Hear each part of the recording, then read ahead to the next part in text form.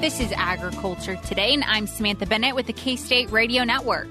We kick off today's show with the Farm Service Agency update, where we are joined by Kansas FSA Agricultural Program Specialist Emily Evans. Emily shares information on ERP Phase 2, PARP, ARC PLC, and NAP programming through the FSA. Also ahead, we continue our water series this week with K-State Ag economist Bill Golden. Bill has done extensive research over the years analyzing the benefits for producers that participate in voluntary programs, such as local enhanced management areas and water conservation areas. We end with K-State's Brad White, Bob Larson, and Phillip Lancaster for today's Beef Cattle Institute's Ask the Experts. This week, they answer a listener's question on managing cattle in confined areas with muddy conditions. That and more is coming up ahead on Agriculture Today.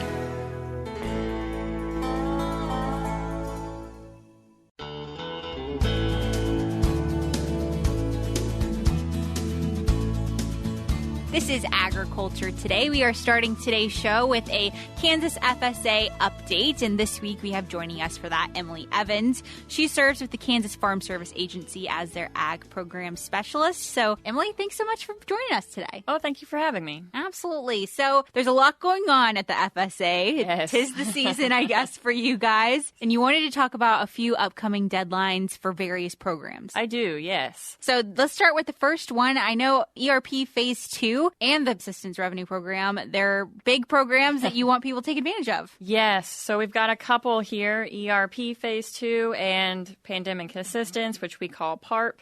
We've got a lot of people calling in asking how they can know if they qualify, what do they need to do to get the ball rolling, and there are a couple different methods people can take on. The first is to go to our website, farmers.gov. If you go to this farmers.gov website, you can scroll down a little bit to see the program deadlines, which is June 2nd, by the way. Both ERP Phase 2 and PARP have specific pages with eligibility requirements and information on filing an application, so on. So under those program deadlines, you can click either ERP Phase 2 or PARP to go to their specific pages.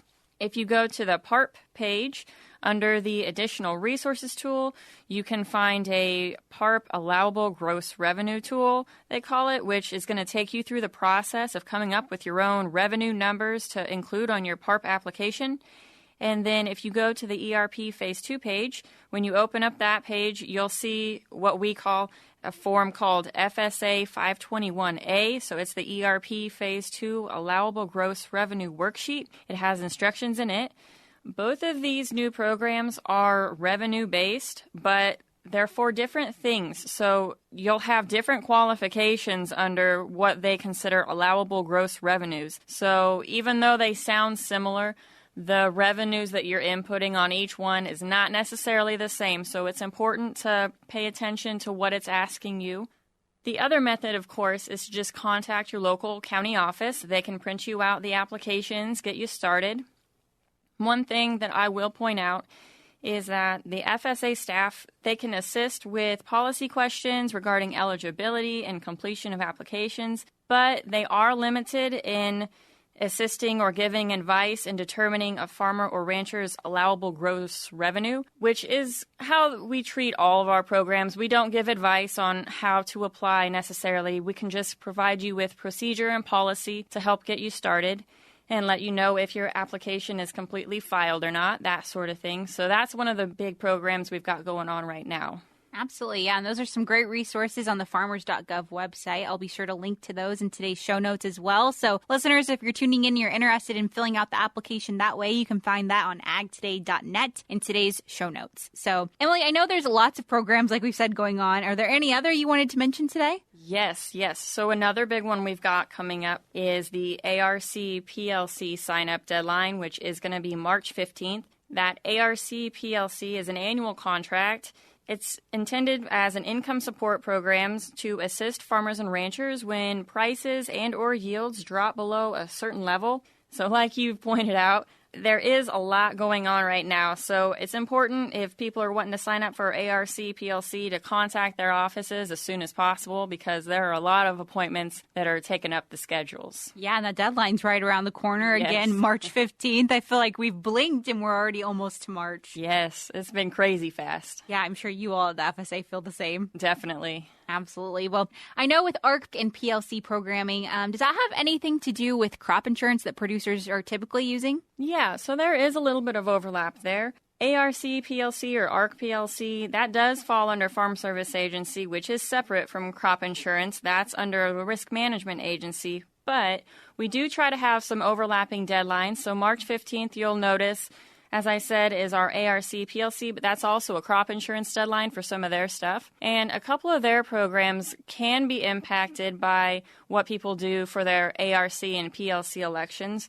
So if a person has SCO or stacks, those are going to be crop insurance programs, but there are restrictions. So it's important to communicate with your crop insurance agent if you have SCO or stacks. For example, if you have seed cotton base and you're wanting to participate in stacks with crop insurance, they're going to limit you and not allow you, or they're not going to want you to be involving your seed cotton in ARC or PLC elections, for example. So I would say communication is really key for folks with SCO or stacks, because it does overlap with ARC PLC a bit. Absolutely. A little bit of conflict there between those programs. And I actually had some K-State experts join me recently to talk about that and talk through. So yes, that was coincidental and wonderful. If you want to listen to that segment, that was with Robin Reed as well as Jenny Ift. And they are both K-State experts, and they shared insight on that and kind of offered some advice for producers. So yeah, fantastic. Yes. Yeah. So K-State people are keeping these deadlines in mind as well. Oh, yes. They're in the know. We appreciate that. Absolutely. So when it comes to any other upcoming deadlines you need to know about, Emily, what should producers be keeping in mind? One last one that I'll bring up here today is our non-insured crop disaster assistance program, which is a mouthful. We call that NAP. It also has a March 15th deadline. That program is for commodities that cannot obtain insurance through crop insurance, so a lot of fruit and vegetables, that sort of thing. That deadline, again, is going to be coming up March 15th for a lot of the fruits and vegetables. So if anybody has any of that they're wanting to participate in the 2023 crop year for, definitely be calling their offices and getting signed up for that. Absolutely. Lots to get ahead on here, producers. So if you're interested in learning more about these programs, once again, we'll have all of the resources linked in the show notes of today's show, which can be found on agtoday.net as always. But Emily, thanks so much for joining us today. I appreciate it. Thank you for having me. Absolutely. Once again, everyone, that was Kansas FSA Ag Program Specialist Emily Evans joining us for this week's FSA Update. We're tuning in now to Kansas Profile with Ron Wilson, director of the Huck Boyd National Institute for Rural Development. This is Kansas Profile. I'm Ron Wilson, director of the Huck Boyd National Institute for Rural Development at Kansas State University. The call came while she was sitting with her dad at a pizza place. Essentially, the message was, "Sorry, we're canceling our entire order from your business." Since that was all the product that she had to sell, it seemed like disaster. But this was just a turning point in the development of what has become a remarkable business in rural Kansas. It's today's Kansas Profile. Jacqueline Leffler is the founder of Leffler Prime Performance, a direct-to-consumer beef marketing business which she operates in conjunction with her family's farm. She lives on the place where she grew up, near the rural community of Americus, population 776 people. Now that's rural. We're the fourth generation on the farm, Jacqueline said. Our family has been here since 1941. The Lefflers produce beef cattle, corn, soybeans, and wheat. My sister and I grew up in 4-H, Jacqueline said. My grandfather would give us a steer for 4-H each year, but the proceeds from the steer's sale had to go into a savings account for our college education, she said. Jacqueline noticed that some local people would buy those steers directly after the fair. Jacqueline was also involved in sports. She found she especially enjoyed track and field. We had a new teacher who had been a collegiate track and field coach, so he really helped develop our talents, Jacqueline said. At Northern Heights High School, she became an 8-time state champion in the shot put and discus and was highly recruited nationally. I had coaches from Oregon to North Carolina sitting in my living room, but I'm a Kansas kid, Jacqueline said. On her birthday in 2008 at her local church, she signed a letter of intent to Kansas State. She would go on to a successful collegiate career, scoring highly at the Big 12 and NCAA national championships. After graduation, she coached track for 2 years at Emporia State while helping her dad and grandpa on the farm. Then she began doing private coaching of track athletes on her own. Now she is working with a nearby sports academy as well. Meanwhile, she saw an opportunity to add value to her family's beef sales by doing direct marketing to consumers. She started with 5 head of cattle and reached a deal with a retail outlet to buy them. Then she got a call while she happened to be sitting in a pizza restaurant with her dad. The retailer was backing out of the deal. Jacqueline had her entire inventory of 5 head ready to go to market, but suddenly there was no buyer. I thought it was the end, Jacqueline said. She put a post on Facebook and essentially said, "If anybody needs beef, let us know." The community rallied around me, Jacqueline said. Friends and neighbors stepped up to buy the beef. I saw the power of social media and community, she said. She grew her direct beef marketing business. Then COVID hit and demand for local beef exploded. She started connecting with consumers and other producers in a big way. She also noticed that customers would purchase a half or quarter of beef but didn't know how to prepare beef cuts for cooking. The Kansas Beef Council had boxes of beef recipe books that they couldn't take to trade shows that were canceled due to COVID, so they made those available to me, Jacqueline said. The beef checkoff did a lot for us, she said. Today, Loeffler Prime Performance is marketing retail and custom beef to states throughout the Midwest. I enjoy putting high-quality protein in local people's freezers at an affordable price, Jacqueline said. God has really provided me with the best support system, she said. For more information, see www.loefflerprimeperformance.com. That's loefflerprimeperformance.com. The call canceling her first order came while she was out with her dad, but it was only a curve on her journey to success. We commend Jacqueline Loeffler for making a difference with her creative marketing of her family's products. Her decision to market those products directly was a good call. For the Huck Boyd National Institute for Rural Development, this is Ron Wilson with Kansas Profile. We'll be back with more ahead on Agriculture Today.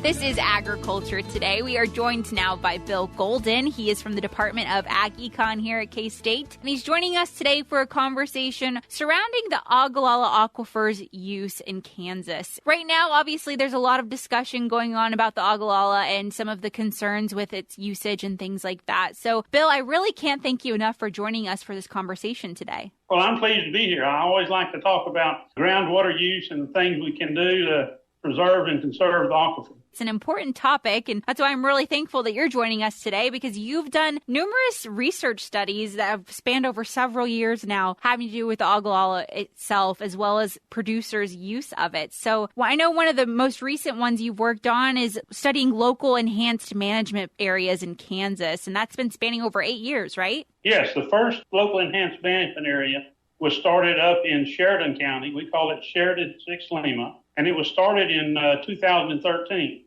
It's received a lot of press.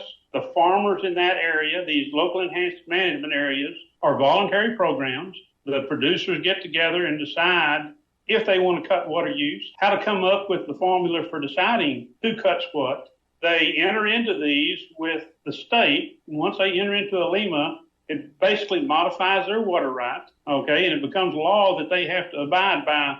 One of the benefits of going with the local enhanced management area concept is that when the producers start the program, as an example, Sheridan 6, they started it for 5 years, and they agreed that if it didn't work, okay, if it was not economically viable, that after 5 years they could back out of it. So it's a very flexible program. The producers in Sheridan 6 cut water use by at least 20% relative to their neighbors. Now, that's the focus of my study, is what do the farmers inside the LEMA do relative to farmers outside the LEMA. So relative to their neighbors, they decreased water use by at least 20%. Now, the Kansas Geological Survey has done a study and just asked how much water have they reduced relative to their historic averages. They have come up with a number. They've reduced water use 34%. Okay, so they have made tremendous strides. We had a group of producers in the area that voluntarily gave me their economic data. what their yields were, how much water they used inside the LEMA, and we had producers outside the LEMA doing the same thing. They gave me all their cost of productions. And what we found after the first 5-year study was that they had reduced water use. They were using like 11 inches on corn versus 13.5 for the people outside the LEMA. Their yields were basically the same, but they were making more money. So at the end of 5 years, these producers decided to re-up and to continue with what they're doing. I believe it was 2018, that program was so successful that Groundwater Management District 4, which is up in northwest Kansas, decided to have a complete district-wide LEMA. And these folks in LEMA 6, actually, the district-wide LEMA had less rigorous reductions than Sheridan 6, and Sheridan 6 decided no, that they were going to stay with their 20% reduction. And part of the reason is that the Kansas Geological Survey has come out. They're monitoring the water level, and what they have found is that the water level used to drop 2 to 3 feet a year, and now it's dropping 2 to 3 inches a year. Okay, so in that area, we just nearly stabilized the aquifer. That concept has also moved south to Groundwater Management District 1, okay, and now they are incorporating LEMAs into it. So in GMD 1, over the last 25 years, they've lost 20 to 30% of their irrigated cropland because they just dried the aquifer up. And so we have got these producers that are realizing that, hey, if we want to be in the irrigated crop production business, we have got to start reducing our water use. So that's kind of the LEMA concept. And when you talk to producers and say, well, how did y'all do that? Because to be honest, I did the economic studies back in 2006 for them. We did it several times between 2006 and 2013, changing assumptions. We were predicting that they would lose money. Reducing water use 20% is a great idea. It's going to help the aquifer, but you're going to lose some money. And we made that prediction based on the assumption that the farmers were very efficient in their use of water. What we heard now after 4 or 5 or 6 years from those producers is, hey, Bill, we're just not as efficient as we thought we were. Okay, we're making better use of rainfall. We're putting in soil moisture monitors. They have also changed their seeding rate and their fertilizer rate. They're just more concerned on making money as opposed to making yield.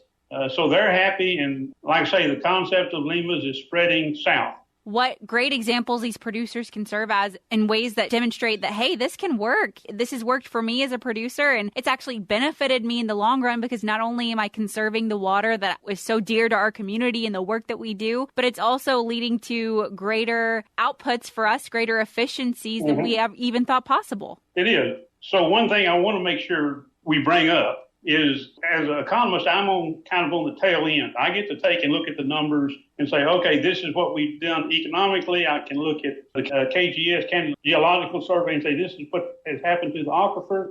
But there's a lot of people in between in the engineering department and the agronomy department that are providing the tools to the producers so they can be more efficient. And so we need to give those guys a big pat on the back. Like I say, I'm just reporting it. I'm not the one on the field trying to make it work. It's a team effort there for sure in this incredible project. But Bill, you shouldn't shy away from the key role that you've played in spreading the word about it, because that's a very important role. And part of that also led you to speak with legislators recently in Topeka, right? Yes. I got to provide testimony to the House Water Committee on the LEMA, specifically LEMA 6, but we also talked about a couple of problems that are going to be out there if we don't reduce water use. And I talked about some of the efficiency we're getting out of some of the water conservation areas that the state is now implementing. So they were very receptive. There is a hesitancy, of course, to saying, hey, we're going to mandate that producers reduce water use. Nobody wants to do that. Okay, so right now the intent is to try to maintain and give the producers the voluntary programs type of structure that they can decide their own future with. Absolutely. And you mentioned the water conservation areas there as well. If producers or listeners tuning in aren't familiar with those, can you tell us a bit about those areas? They're basically like LEMAs. The LEMA was envisioned as a big area, like maybe 20,000 or 30,000 acres. What we have found is that there are some areas where the majority of farmers, remember, you got to have the majority buy-in. The farmers agree to this. They vote on it. where they can't get buy-in from all the farmers, but there are several farmers that want to reduce water use, want to get the flexibility that the state gives them. And so the state has created a program called the Water Conservation Area where producers can go into that program. And what we're seeing is that the state reviews these, okay, and I just happened to look at some of the reviews the other day, and we've got producers, a lot of producers reducing water use 10%. We have got several producers out there that have reduced water use 25 or 31, even 40%. And they're happy doing what they're doing, okay? They think it's a benefit. So it's interesting. One of the big concerns when we started this, the theory of land price says that land price is based on current rental values. The higher the rental value, the more the land is worth. The rental value, we apply net present value theory to it, and we come up with a number that says, at this rental value, this is the worth of the land.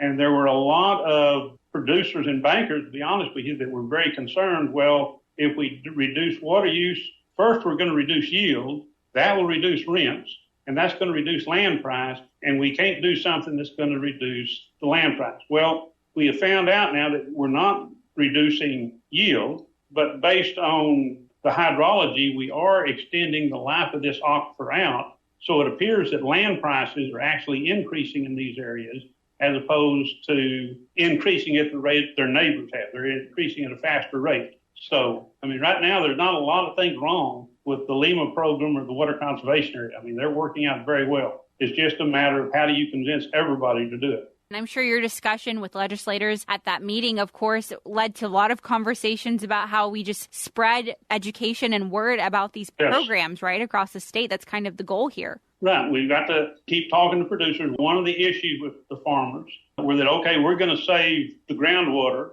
under our farm, but that groundwater moves, and we're just saving it so our neighbors can use it.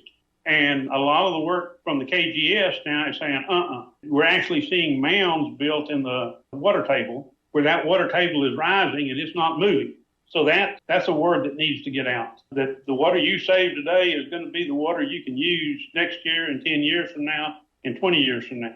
It's a conservation effort that builds upon itself, really, when you invest your time and resources. And I think that's a part of the wide scheme of K-State's work on this issue is just the fact that we're doing all of this work not only to benefit our producers at this local level, but to also make sure that we're communicating that with our legislators in Topeka, as far removed as sometimes I'm sure they can feel to producers to what's going on at their own home farm. Yes. That's the important role that K-State plays in bridging that, right? Yes, correct. Wonderful. Well, Bill, I know that you have several research articles about all of this amazing work that you have done that's out across K-State resources. So I'm going to link to those in today's show notes, which, as always, can be found on agtoday.net. But, Bill, I can't thank you enough for joining us for this conversation today. Thoroughly enjoyed it. Call anytime and we'll talk to you. Wonderful. I appreciate that. Once again, everyone, that was Bill Golden. He is from the Ag Econ Department here at K-State, joining us for a conversation on the Ogallala Aquifer's use. We'll be back with more ahead on Agriculture Today.